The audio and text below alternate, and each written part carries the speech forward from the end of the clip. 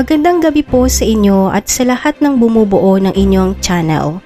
Nakakatuwa po at may bago na naman akong pakikinggan ng mga horror stories. Never pa po ako nakapag-share ng aking mga karanasan. Lagi lamang po akong nakikinig sa mga horror YouTube channel.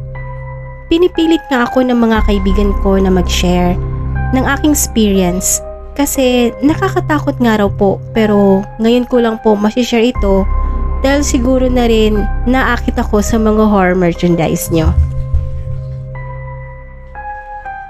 Pasensya na po, may pagka-komedyante po kasi ako. Kahit nga po pag natatakot ako, tumatawa ako. Akala po ng iba, cool lang ako. Pero sa mga nakakatakot na sitwasyon po, ay natatawa. Pero nanginginig po talaga ako. Oo nga po pala, ako si Lalaine. 23 taong gulang, taga Bulacan. Uunahan ko na po kayo. Wala po akong third eye. Ito pong isi-share ko ay isa lamang sa mga nakakatakot na experience ko. Ito po kasi yung medyo matagal nangyayari. Opo, tama kayo ng pagkakarinig. Hanggang ngayon po. Mayroon po kami mga paupahan na apartment sa aming lugar. Matagal na po itong nakatayo. Bata pa lamang po kami ng aking mga kapatid ay nandiyan na ang mga ito. Bali sa loob po ito ng aming compound. 4 itong magkakadikit na apartment pero may sari-sariling balkonahe at terrace. Yung para pong pang cottage sa ibang mga beach resorts. Hindi naman po kami mayaman.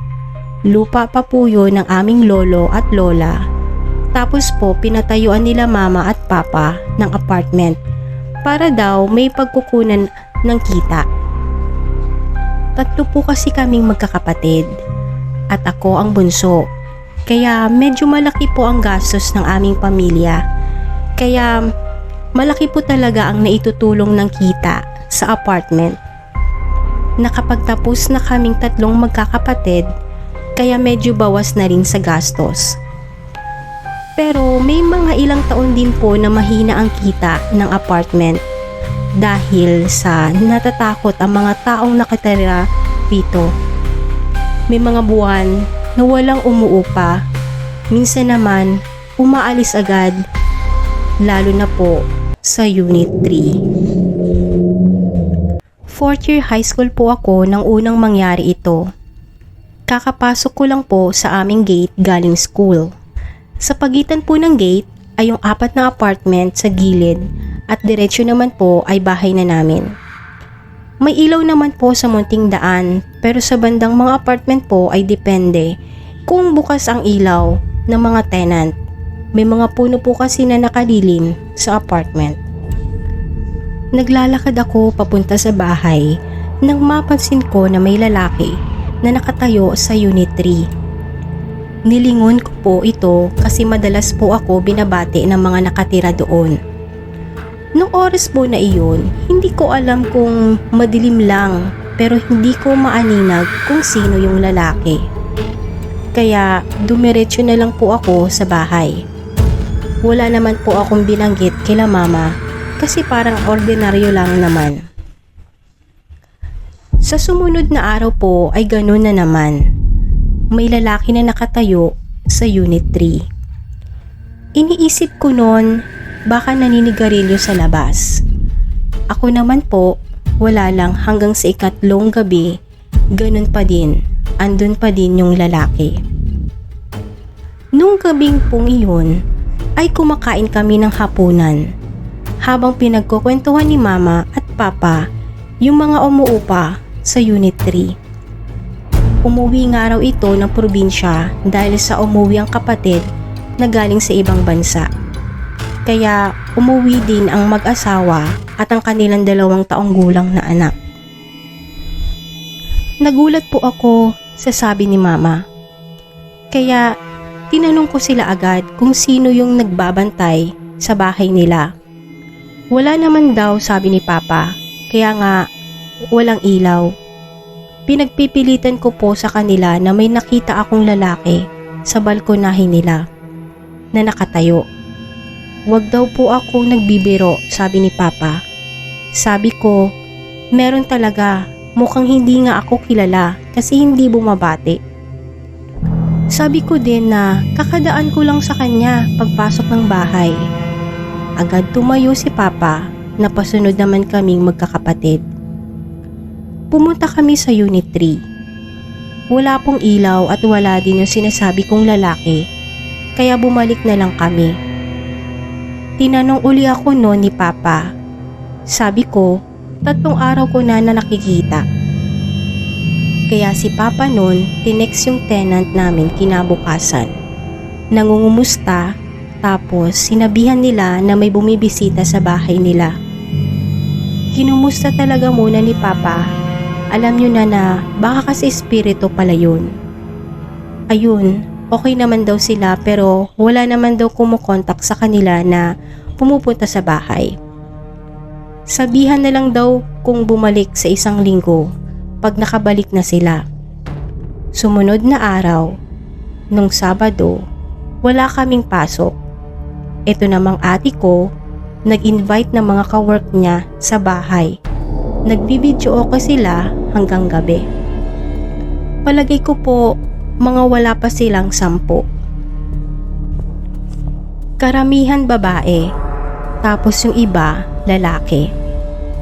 Nung gabi po na yun, nagtitimpla ako ng juice nila ate nang biglang pumasok ng isa niyang katrabaho na lalaki.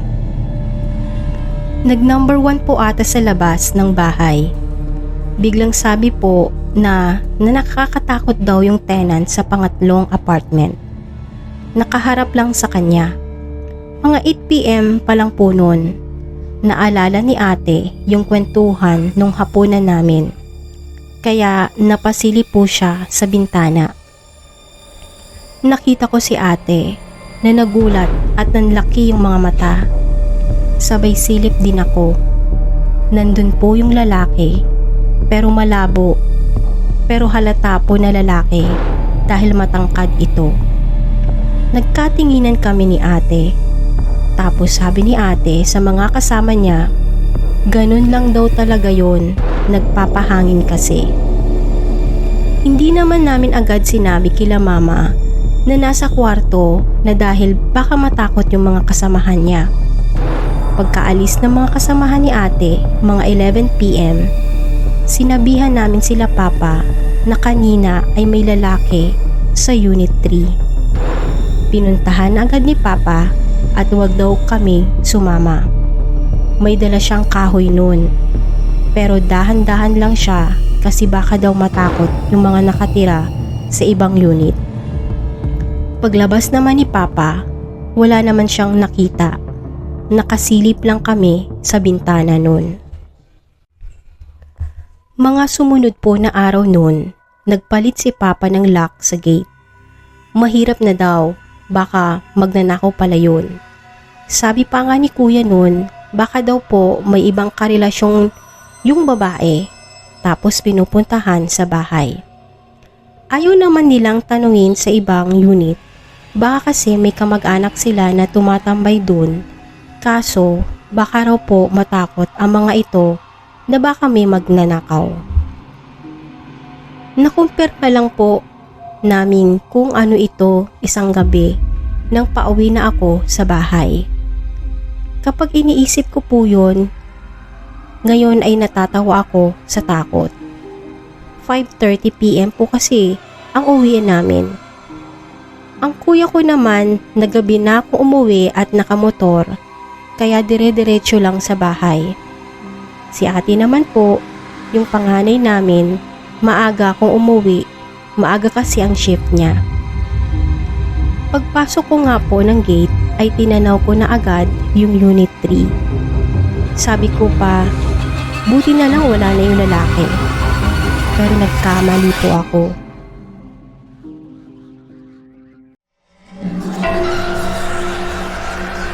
Hi, ako po si Mara.